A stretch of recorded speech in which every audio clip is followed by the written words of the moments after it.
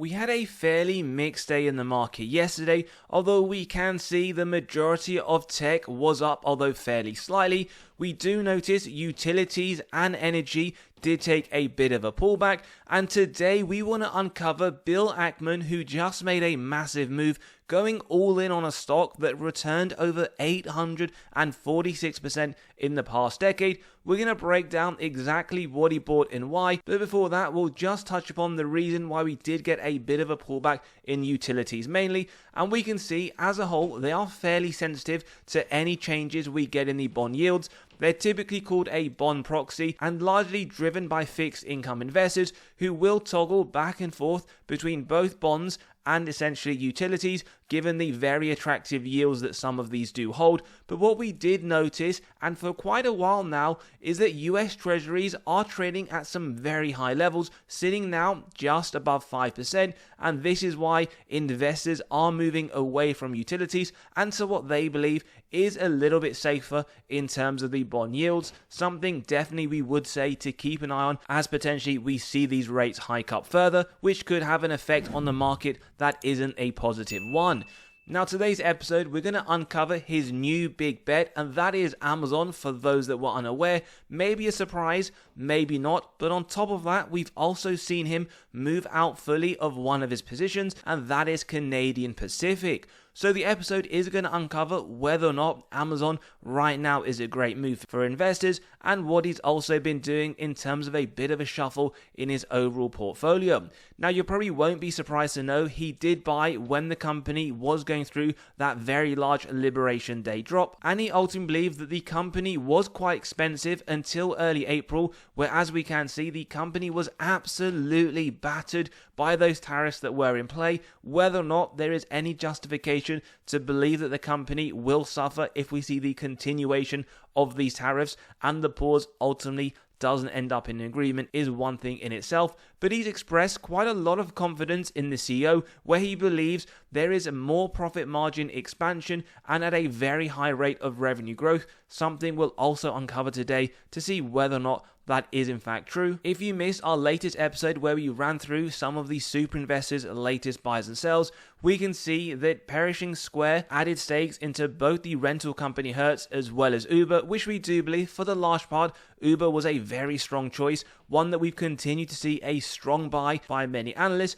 But the other move that he has done, which will go a little bit under the radar given how large of a buy Amazon was, is he's now fully sold out of Canadian Pacific, one in which he does say was with regret, not necessarily anything to do with the company itself, but that in order to buy Amazon he needed to free up some of the funds, and that unfortunately came in the liquidation of CP, one that he still believes is a very strong company for the longer term. He thinks extremely high and has a very strong belief in the long-term future. Also worth noting, whilst we won't get this now till quarter 2 of Super Investors' portfolio movements, he continues to trim Chipotle Mexican Grill, Hilton, UMG, and remember we already uncovered whilst he fully sold out of the position of Nike, he essentially just transferred that into call options. Now we can see here his latest investment portfolio, but bear in mind this is for quarter 1. This buy of Amazon and the continuation of trimmings in the other company will now show up in quarter 2.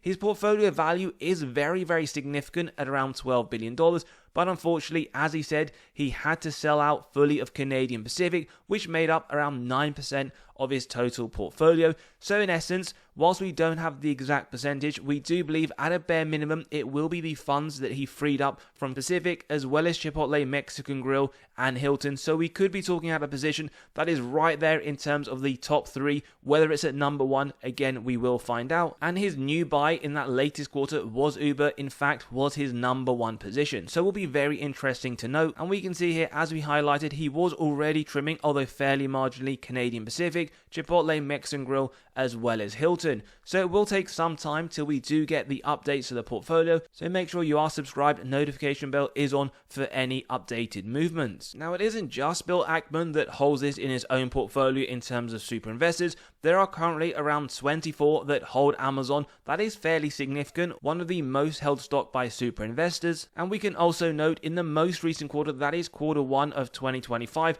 there was quite a large number of those that both bought as well as sold. No real significant position. We can see here one that did add around 75% was around 4%, but likewise there was one. We have here the Hillman Value Fund that fully sold out, as well as Daniel Loeb, who trimmed the position around 3%. Again, just interesting to note in the context of things, as this is now a new position in a very popular super investors portfolio. We also note this is a very popular company for the institutions with over 72% ownership. They sold 66 billion over the last year, whilst buying a massive amount more at 150 billion. Not only that, in the most recent quarter, Q1, they added 36 billion worth of shares. They sold 24 billion, so very bullish, not just over the last year, but also in the most recent period. And they've been consistently very, very bullish on the company. In fact, if you wanted to see the opposite or the reverse of the trend, only fairly marginally, you'd have to go to Q4 2022. So it looks like many people are now incredibly bullish on Amazon as a whole. Now, the company itself is up around 11% over the last year. Over the last 10 years, as we noted, very strong, up 846, massive outperformance of the S&P 500, and we also note trading around the midpoint of the 52-week range, with a double strong buy from Wall Street and Quant, a buy from Seeking Alpha, so very clear to see, even analysts themselves incredibly bullish, and it does trade at a forward P of 32.8, one that we will also compare not just to the sector, but their own historicals too. Now, worth highlighting, whilst many companies as well as the S&P overall have now turned into the green in 2025, Amazon is not one of those. They are still down, and in fact around 7.5%, but one thing that will be very interesting to see is whether this news will move the market slightly. Will we see at open today investors get more bullish that Bill Ackman has now taken a position, as that is sometimes we do see when Warren Buffett does buy, but you could argue perhaps the GOAT that is Warren Buffett holds a bit more weight in the investment circle. Now, in terms of Amazon as a whole, the business is very strong. They reported 156 billion in their latest quarter. That is up 9% from the same quarter last year. And we also see AWS, the market leader in this space, up 17% year on year, but actually their fastest growing revenue stream is their advertising, sitting at 14 billion, up 18%. They do, however, anticipate only 3 of the next 4 quarters to be growth, but they have a 100% track record against analyst targets, 4 out of 4 beats, and also good to see very sizable beats. And for those that want to see next full accounting period, they're trading at a forward P for 2026 at 28. And they continue to show growth in their numbers. Looking at their net sales on a trailing 12 month, we can see just continuing that upwards trajectory, up 10% from the same quarter last year. The same to be said for their operating income, although a much larger driver in terms of growth, up 51%, and bottom line looking very, very attractive here, up 75%. Worth highlighting though that AWS has started to slow down, and for those that have watched our Alphabet videos, it is growing at a faster rate. Nonetheless, still very respectable, around the 17 to 19% in just the last 4 quarters. They are, as we said, the market leader at the moment with 29% share, and also the market as a whole is growing at a very, very strong rate of 23%, one that Amazon will hopefully take advantage on moving forwards, trying to increase not only the revenue that they're generating from the cloud market space, but also, in fact, their overall market share. And we can note here, AWS continuing that upwards trajectory, not just in terms of their revenue, but also their operating income, looking very, very solid in terms of that income stream. And we actually highlighted advertising revenue is this company's number 1 in terms of the largest revenue driver, up as we saw 18%, although we have to point out it does lag behind Meta as well as Google. One area though that they don't lag is in terms of their capex spending, which is projected to be 100 billion in this full financial year. Definitely something we want to see a very large return on as shareholders, and also worth highlighting, the CEO does believe that this is, in their view, a once in a lifetime opportunity to take advantage of their artificial intelligence strategy. Now, bearing in mind, Bill Ackman has already bought, this isn't one he added just yesterday, it would have been at any point in Q2. we can notice that in this period, the company has been trading at one of their lowest valuations in the last decade. We're talking on an EV to EBIT multiple. It doesn't stop there, it's also trading at their lowest valuation when we look at a forward P basis. However, they do get a D grade overall. That is because ultimately the sector does trade a lot lower at 16, so you're paying a 101% premium for the company. Question is, does it deserve a premium? In our response, the answer is yes, and we will highlight that. The second, more important question is, how much of a premium should we pay? And again, that is something we try to dissect in the episode, especially when we get to our own valuation process. And also nice to see, in comparison to their own 5-year average, they're trading at an 82% discount. Pretty consistent, as we can see. When you compare it against the sector, it is trading at a very, very large premium against their own 5-year average. For pretty much every metric, you are looking at a very nice discount. Now, over the last month, analysts, whilst they have started to cut their price target for the company, they still do believe it will offer a very attractive return. We have JMP analysts giving this $240, essentially maintaining their outlook that this company is a buy. We have Jefferies, again, very similar, who did in fact cut their price target overall. Again, we have the $240 mark, and like we saw from JMP, they also maintain their buy signal. And it's worth highlighting, the company ultimately does have some very strong underlying metrics. Their free cash flow over the long term has been increasing, expected to continue the upward trajectory into the next 12 months at around the $4 mark. While sales has started to slow down in terms of growth, we are still talking actually very similar to what we note from Alphabet. 9 of the last 10 years double digit, including 2024 at 24%. Total sales looking incredibly strong, nearly 6 times growth over the last 10 years. And whilst we don't like to see this, that is essentially shares outstanding increase over time, because what it says is that essentially investors are being diluted. We want to see the opposite. We want to see companies that do share buybacks like we saw from Alphabet. That in turn returns excess cash to investor pockets. But on the flip side, what we would say is if they can continue to outperform the S&P and quite significantly, maybe it isn't one that should be a worry on our radar for the time being.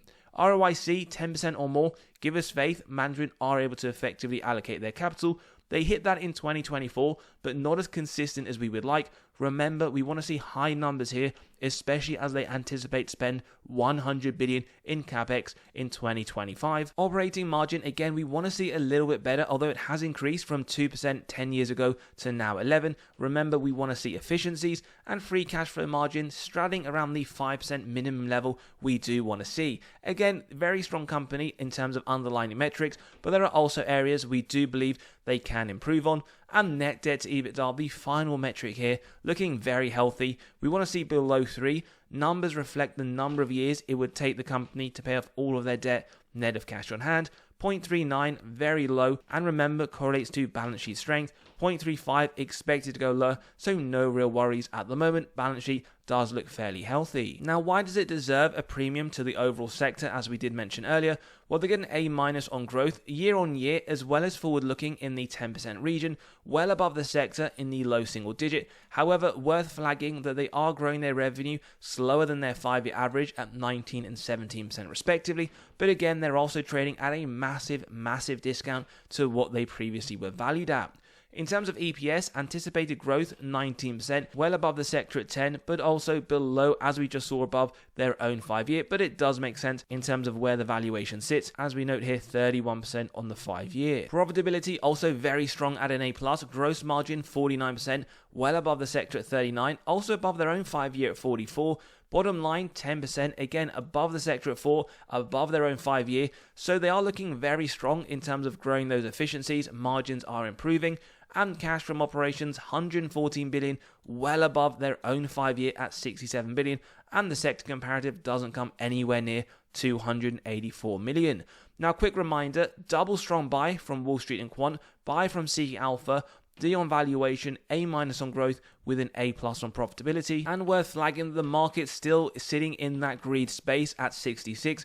Whilst we do want to see it towards extreme fear, that is typically the best time to buy. In fact, that is very likely where Bill Ackman himself did at Amazon during Liberation Day around that period. It is just interesting to see here investor sentiment still very bullish. Whether or not that will change if the bonds do continue to climb, that is something worth flagging. And as always, worth noting that the market as a whole does still look very overvalued. Lots of companies in the red in terms of their forward valuation. However, we do also in fact notice that for Amazon that does sit at 28. One thing we would say, as highlighted, in comparison against their own 10-year, it is trading at record lows. Just something again worth noting, incorporate if you wish into your investment thesis. But this company has performed very strong over the longer term. When we compare it to others in the broadline retail industry, Alibaba Holdings, PDD, Mercado Libre, we can see that over the last year they are up around 11%, although that is towards the lower end of some of these other competitors. Over the last 5 years, it does make its way up slightly, up around 67%,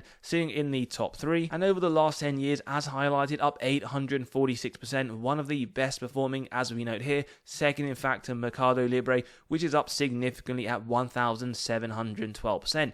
Bear in mind though, past performance is not an indicator of the future. And worth flagging for those that just want to see the comparison against the S&P, pretty much a very similar performance, at least over the last 12 months. Both of them are up around 10 to 11%. Interesting to note though, over the last 5 years, Amazon has underperformed. They're up only 67 when the S&P is up nearly 100. But when you zoom out even further, Amazon are up considerably, S&P up only 177. Question is, can they continue that massive outperformance? Do give us your thoughts whether you believe that is in fact possible. But remember, this company has been growing their revenue at a very strong rate. We're talking pretty much 6 times over the last 10 years, now sitting at 638 billion. But what's always good to see with any company you're considering, or even those you're heavily invested in, what does the bottom line net income tell you? Is it as consistent? Is the story pretty much in essence the same as the top line? For the large part, Amazon, that answer is yes. 600 million 10 years ago, now sitting around 60 billion. And finally, before we do look at our own valuation, a quick health check, total cash versus total debt,